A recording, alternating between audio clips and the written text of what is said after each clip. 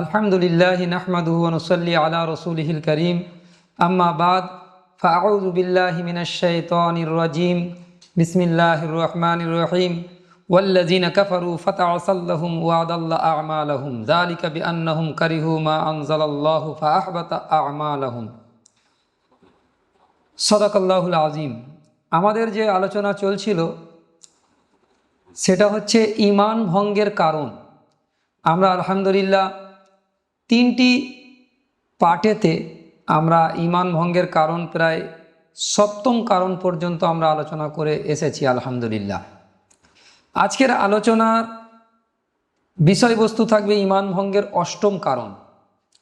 আর অষ্টম কারণটাকে আমরা যেটাকে নির্দিষ্ট করতে চাইছি, নিশ্চিত প্রমাণিত ইসলামের কোনো বিধান বা রাসূলুল্লাহ সাল্লাল্লাহু আলাইহি ওয়াসাল্লামের সুন্নাহকে শরীয়তের বিধান হিসাবে অপছন্দ করা। এটাকে আরেকবার পয়েন্ট আমরা নোট করাতে চাইছি, সুনিশ্চিত প্রমাণিত ইসলামের কোনো বিধান বা রাসূলুল্লাহ সাল্লাল্লাহু আলাইহি ওয়াসাল্লামের সুন্নাহকে শরীয়তের বিধান হিসাবে অপছন্দ করা। আর এ ব্যাপারে সূরা মুহাম্মাদেতে আল্লাহ সুবহানাহু ওয়া তাআলা পরিষ্কার বলে দিয়েছেন, ওয়াল্লাযীনা কাফারু ফাতা'সাল্লাহুম ওয়া আদাল্লা আ'মালাহুম যালিকা বিআন্নাহুম কারিহু মা আনজালাল্লাহু ফাআহবাতা আ'মালাহুম।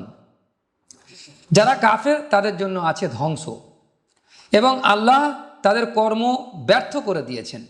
তা এই জন্য যে আল্লাহ যা নাজিল করেছেন তারা তা অপছন্দ করেছিল, আল্লাহ যা নাজিল করেছেন তারা তা অপছন্দ করেছেন, সুতরাং আল্লাহ তাদের কর্মকে নিষ্ফল করে দিয়েছেন। এটা সূরা মুহাম্মাদের মধ্যে 8 এবং 9 নম্বর আয়াতের মধ্যে আছে। উল্লেখ্য যে দিনের কোনো বিষয়কে শরীয়তের বিধান হিসাবে অপছন্দ করে না, বরং অপছন্দ করে স্বভাবগতভাবে। এই দুটো পার্থক্যকে আমরা আরেকবার বুঝে নিই যে উল্লেখ্য দিনের কোনো বিষয়কে শরীয়তের বিধান হিসাবে অপছন্দ করে না, দিনের কোনো বিষয়কে শরীয়তের বিধান হিসাবে অপছন্দ করে না, বরং অপছন্দ করে স্বভাবগত কোনো কারণে বা ঝামেলা, বিরক্তি, দুঃখ, কষ্ট ইত্যাদি কারণে। যেমন আমরা উদাহরণ দিলে আপনারা বুঝতে পারবেন, ঠান্ডা পানির কারণে শীতকালে যে পানি ঠান্ডা হয় আর সেই জন্য শীতকালে অজু করতে অপছন্দ করা, এটা কিন্তু কুফরির কারণ নয়।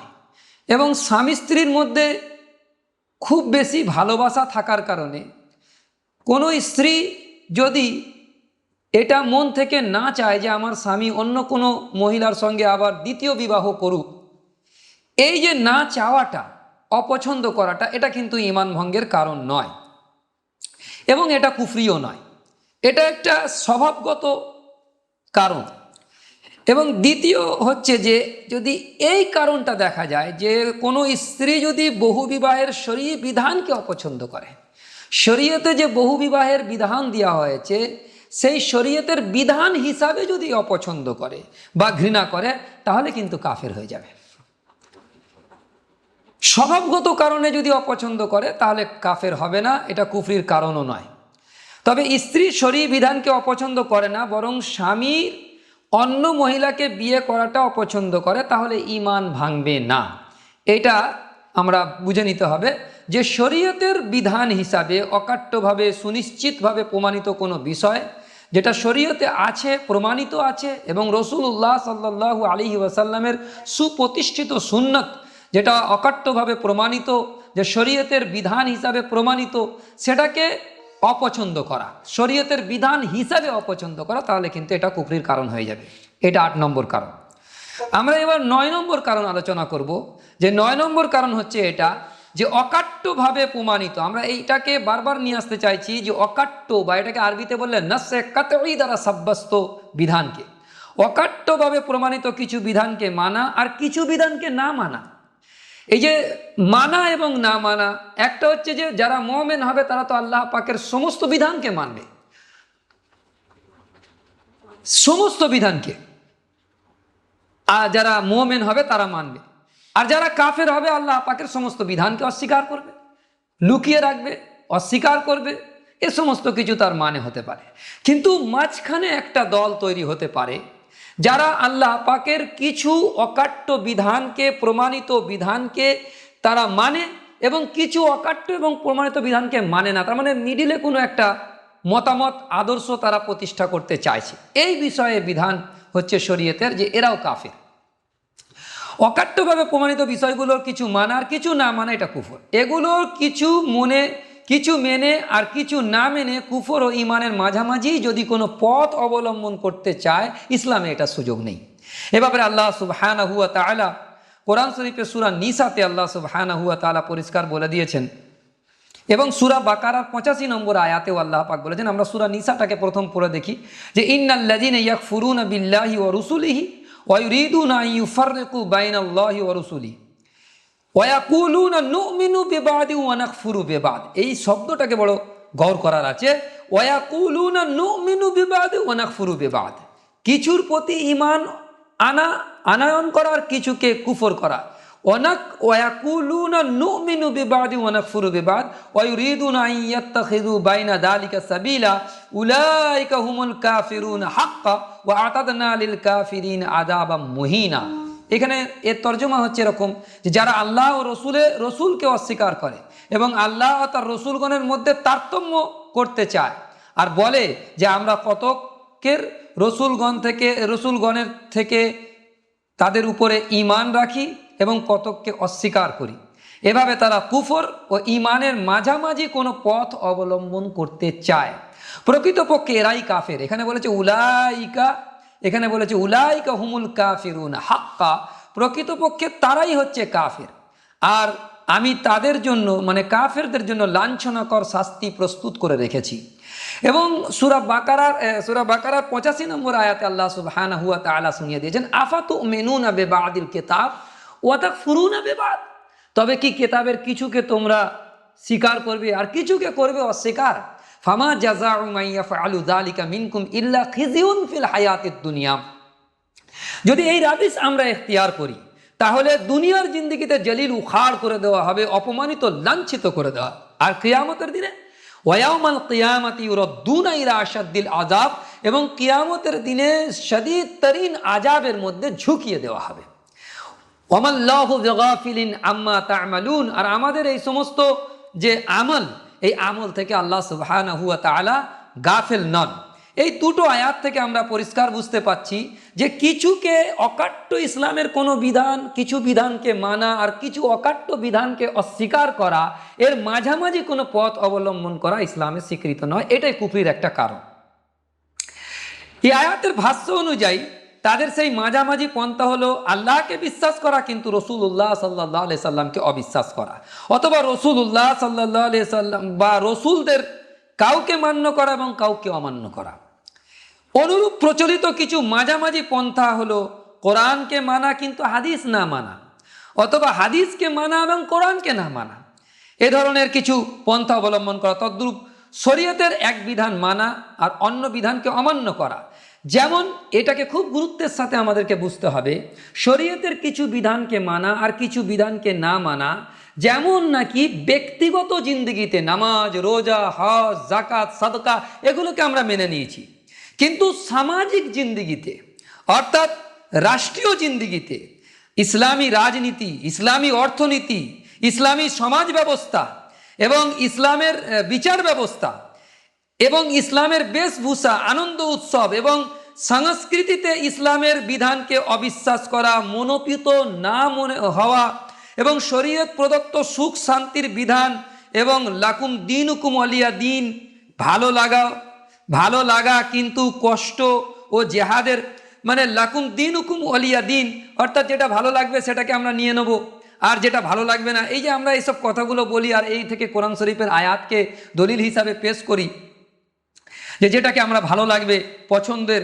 আর সেটা যেমন মিষ্টি খাওয়া সুন্নতকে আমরা পছন্দের মধ্যে নিয়েছি, কিন্তু আল্লাহর রাস্তায় জেহাদ করা, আল্লাহর দ্বীনকে প্রতিষ্ঠা করার জন্য জান মাল রক্ত দেওয়া, এ সমস্ত জিনিসকে পছন্দ না করা, এবং যেগুলো ধরুন যা সেকুলার বা ধর্মনিরপেক্ষবাদী বা এই সমস্ত কোনো মতবাদকে বিশ্বাস করা রাজনৈতিক ময়দানে, আর ব্যক্তিগত ময়দানে নামাজ, রোজা, হজ, যাকাতকে স্বীকার করে নেওয়া, এইগুলোতেও একটা কুফরির কারণ হয়ে যাবে। অথবা ইসলাম প্রদত্ত নারীর মর্যাদা এবং নারী শিক্ষার বিষয়টি আংশিক লুপে নেওয়া, কিন্তু নারীর পর্দা ও উত্তরাধিকার আইনে নারী পুরুষের সমান অধিকার নয় এ জাতীয় বিধানে সম্মত না হওয়া। এবং বলা হয়েছে যে নারীবাদী বা হিজবুত তৌহিদরা যেটা করে থাকে, তারা বলতে থাকে যে সমস্ত কথাগুলো, যে নারীর পর্দার ব্যাপারে তারা বলতে থাকে নারী তো চেহারা তাদের খুলে বাইরে পুরুষদের সামনে প্রদর্শনী করে ঘুরবে, এ ধরনের আকীদা পোষণ করা, এগুলো সবই কুফরির কারণ। এভাবে ইসলামের যে অকাট্য বিধান নেতা নেত্রী দলের পক্ষে যায়, যে সমস্ত নেতা নেত্রী বা দলের পক্ষে যে সমস্ত বিধানগুলো যায়, কিংবা দুনিয়ার লাভ ও নিজের স্বার্থ রক্ষা হয় তা গ্রহণ করে নেওয়া, কিন্তু যা নেতা নেত্রী বা দলের বিপক্ষে যায় কিংবা লাভ ও স্বার্থের বিপরীত হয় তা অগ্রাহ্য করা, এ সবই হচ্ছে কুফরি। প্রকৃতপক্ষে এগুলোর মাঝামাঝি কোনো পন্থা নয়, বরং নির্জলা কুফর। এর মাঝামাঝি পন্থাকে কোনোদিন ঈমান মনে করাটা এটা নির্জলা কুফর হবে। কেননা রাসূলুল্লাহ সাল্লাল্লাহু আলাইহি ওয়াসাল্লামকে অবিশ্বাস করা আল্লাহকে অবিশ্বাস করারই নামান্তর। যেহেতু তারা আল্লাহ কর্তৃক প্রেরিত হয়েছেন, অর্থাৎ রসুল করিম সাল্লাল্লাহু আলাইহি সাল্লাম সহ তামাম আম্বিয়া আলাইহিমুস সালাম ওয়াত তাসলিম, তারা আল্লাহ কর্তৃক প্রেরিত হয়েছেন। তদ্রূপ শরীয়তের কোনো অকাট্য বিধান অমান্য করা, অস্বীকার করা এবং আল্লাহকে অস্বীকার করারই নামান্তর। যেহেতু শরীয়তের বিধানকে অস্বীকার করা আল্লাহকে অস্বীকার করা, কারণ শরীয়তের বিধান দাতা হচ্ছে আল্লাহ সুবহানাহু ওয়া তাআলা। সেই জন্য শরীয়তের বিধানকে কোনো একটি বিধানকে অকাট্য কোনো একটি বিধানকে অস্বীকার করার মানেই হচ্ছে আল্লাহকে অস্বীকার করা। যেহেতু আল্লাহ তাআলাই সমস্ত বিধানের বিধানদাতা এবং সবই একই সূত্রে গাঁথা, সুতরাং ঈমান ও কুফরের মধ্যবর্তী পন্থা বলতে কিছুই নেই। হয় ঈমান নয়তো কুফর, অর্থাৎ ঈমানের বাইরে সবই কুফর। এই কথাটাকে আমাদেরকে খুব বেশি মাথায় রাখতে হবে। আচ্ছা, ঈমান ভঙ্গের দশম কারণ হিসাবে আমরা আলোচনা করব অকাট্যভাবে প্রমাণিত বিধানাবলীর সুনির্ধারিত ও প্রতিষ্ঠিত অর্থ এবং রূপ ও পদ্ধতির বিপরীত ভিন্ন ব্যাখ্যা এবং অপব্যাখ্যা করা। এটা বড় গুরুত্বপূর্ণ একটি বিষয় আমাদের সামনে আসছে, যে অকাট্যভাবে প্রমাণিত বিধানাবলীর সুনির্ধারিত এবং প্রতিষ্ঠিত অর্থ ও ব্যাখ্যা, তার রূপ পদ্ধতির বিপরীত কোনো ভিন্ন ব্যাখ্যা প্রদান করা বা অপব্যাখ্যা করা। এ বিষয়ে বিস্তারিত কথা আমরা তো ওপরে আলোচনার মধ্যে নিয়ে এসেছি, তবে এখানে এ কথাটা একটা তথ্য আমরা যোগ করতে চাইছি, যেটা আব্দুল হক মুহাদ্দিস দেহলভী, সাউলিউল্লাহ মুহাদ্দিস দেহলভী রহমতুল্লাহি তাআলা আলাইহি, তিনি বলেছেন, ইসলামের বিরোধী ব্যক্তি যদি প্রকাশ্যে গোপনে কোনোভাবেই ইসলাম মেনে না নেয় এবং অস্বীকার না করে এবং স্বীকার না করে, ইসলামের বিরোধী ব্যক্তি যদি প্রকাশ্যে গোপনে কোনোভাবেই ইসলাম মেনে না নেয় এবং স্বীকার না করে, তাহলে সে কাফের। তবে যদি অন্তরে কুফর রেখে মুখে ইসলাম স্বীকার করে, অন্তরে কুফর রেখে মুখে ইসলাম স্বীকার করে, তাহলে সে মুনাফিক। আর যদি প্রকাশ্যে গোপনে ইসলাম স্বীকার করে, প্রকাশ্যে গোপনে ইসলাম স্বীকার করে কিন্তু দ্বীনের যে সকল বিষয় অকাট্যভাবে প্রমাণিত সেগুলোর মধ্যে থেকে কোনো বিধানের এমন ব্যাখ্যা করে যা সাহাবা, তাবেঈন এবং উম্মাহর সর্বসম্মত ব্যাখ্যার বিপরীত, তাহলে সে জিন্দিক। যেমন কেউ স্বীকার করলো জান্নাত জাহান্নাম সত্য, কিন্তু জান্নাত দ্বারা উদ্দেশ্য হলো প্রফুল্লতা, যা প্রশংসিত গুণাবলী থেকে সৃষ্টি হয়, এবং জাহান্নাম দ্বারা উদ্দেশ্য সেই অনুশোচনা যা নিন্দিত গুণাবলী থেকে অস্তিত্ব লাভ করে। বাস্তবে জান্নাত জাহান্নাম বলে কিছু নেই, তাহলে এমন ব্যক্তি হবে জিন্দিক। যেহেতু এরকম ব্যাখ্যা সুপ্রতিষ্ঠিত ব্যাখ্যার বিরুদ্ধে, অর্থাৎ সুপ্রতিষ্ঠিত ব্যাখ্যা হচ্ছে জান্নাত আছে এবং চিরশান্তির জায়গা, এবং সেই বাগানের মধ্যে যখন মানুষ প্রবেশ করবে তার তলদেশ দিয়ে নহর সমূহ প্রবাহিত হতে থাকবে। এই কোরআন শরীফের স্পষ্ট নস এবং স্পষ্ট ব্যাখ্যা আমাদের সালফে সালেহীন থেকে আসছে। এই ব্যাখ্যার বিপরীত যদি কেউ ব্যাখ্যা করে যে জান্নাত একটা প্রফুল্লতা এবং সেটা হচ্ছে প্রশংসিত গুণাবলী থেকে সৃষ্টি হয়, এবং জাহান্নাম একটা অনুশোচনা যা নিন্দিত গুণাবলী থেকে সৃষ্টি হয়, এটা সুপ্রসিদ্ধ এবং প্রতিষ্ঠিত অর্থ এবং যার ব্যাখ্যা নির্দিষ্ট হয়ে আছে তার বিরুদ্ধে এই ব্যাখ্যা করা, এটা হচ্ছে কুফর। এ ব্যাপারে আমরা আরও একটা কথা নকল করতে পারি, যে এই ব্যাখ্যা হচ্ছে দুই প্রকারের। এটা শাহ ওলিউল্লাহ দেহলভী রহমতুল্লাহ আলাইহি বলছেন ব্যাখ্যা হচ্ছে দুই প্রকারে। প্রথম প্রকার হলো যা কোরআন হাদিসের অকাট্য বিষয় এবং উম্মাহর সর্বসম্মত সিদ্ধান্ত বিরোধী নয়, এটা একটা ব্যাখ্যা। দ্বিতীয় প্রকার হলো যা অকাট্যভাবে প্রমাণিত সিদ্ধান্তের সাথে সাংঘর্ষিক, আর সেটাই হলো জিন্দিক।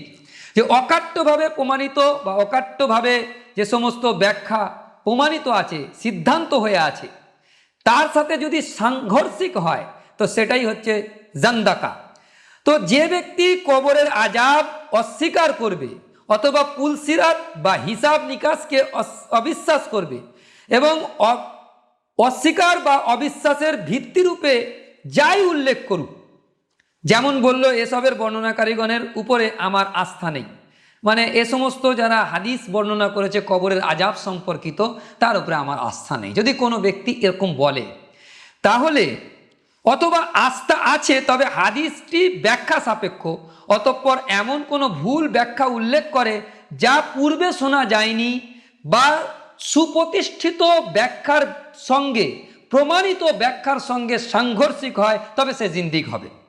এটা আল মুসাওয়ারা কিতাবের মধ্যে তিনি দ্বিতীয় খণ্ড 267 এবং 268 থেকে 69 পৃষ্ঠা পর্যন্ত শাহ ওলিউল্লাহ দেহলভী রহমতুল্লাহ আলাইহি নকল করেছেন। আচ্ছা, জান্দাকা বা জিন্দিকের পরিচয় কি? ফতোয়ায়ে শামী গ্রন্থে এরকমভাবে আল্লামা শামী রহমতুল্লাহ আলাইহি ইবনে আবেদিন তিনি লিখছেন, জিন্দিক তার কুফরকে লুকিয়ে রাখে। অর্থাৎ কুফর শব্দের মানেই হচ্ছে যে কোনো কিছুকে আচ্ছাদন করে রাখা, লুকিয়ে রাখা, গোপন করা, এগুলো সব মানে হয়। বা অস্বীকার করা, অবজ্ঞা করা। আমরা যখন কুফরের আলোচনা করেছি আমরা সেটা দেখিয়েছি আপনাদের, যে কুফরের আলোচনা সম্ভবত 6 নম্বর নাহলে 5 নম্বরে এসছিল, যে কুফর করা, পঞ্চম ইমান ভঙ্গের কারণে আমরা কুফর করা। তো কুফর শব্দের অর্থই হচ্ছে আচ্ছাদন করে রাখা, গোপন করা, লুকিয়ে রাখা, অস্বীকার করা, এ সমস্ত মানে হতে পারে।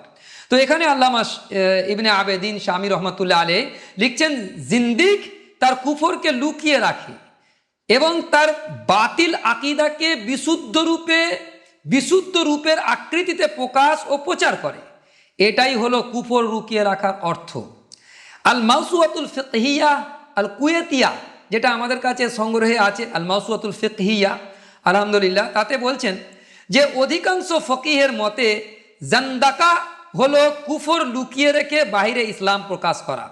কাজেই জিন্দিক এমন ব্যক্তি যে নিজেকে মুসলিম দাবি করে কিন্তু অন্তরে কুফরি আকিদা লুকিয়ে রাখে।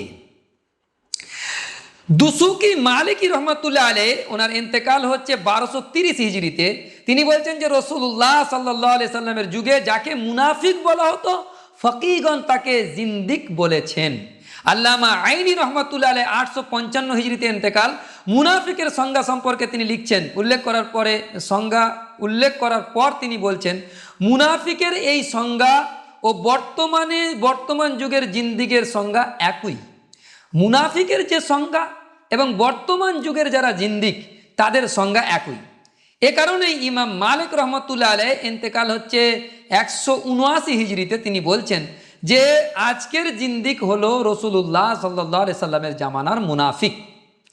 এই কথাটা তিনি এটা মাওসুআতুল ফিকহিয়া 24 নম্বর খণ্ড এবং 47 নম্বর পৃষ্ঠা এবং 21 নম্বর খণ্ড 31 নম্বর পৃষ্ঠা এবং আত-তামহিদ হাফিজ ইবনে আব্দুল বার রহমাতুল্লাহি তাআলা আলাইহি 10 নম্বর খণ্ড 154 পৃষ্ঠা ওমদাতুল কারি আল্লামা বদরুদ্দিন আইনি রহমতুল্লাহ আলাইহি শারহ সহিহুল বুখারীতে লিখতেছেন যে 1 নম্বর খণ্ড 217 পৃষ্ঠা। আরও দেখার জন্য আপনাদেরকে অনুরোধ রইল তফসিরে কুরতুবি এবং তফসিরে ইবনে কাসির সূরা বাকারার 10 নম্বর আয়াতের অধীনে এ সমস্ত ব্যাপারে বিস্তারিত আলোচনা করা হয়েছে।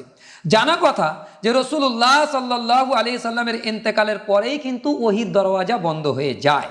ফলে কারো মনে লুকিয়ে থাকা নেফাক অর্থাৎ মুনাফিকি জানার জন্য কোনো অকাট্য মাধ্যম আমাদের কাছে আর নেই, যেহেতু ওহীর সিলসিলা বন্ধ হয়ে গেছে।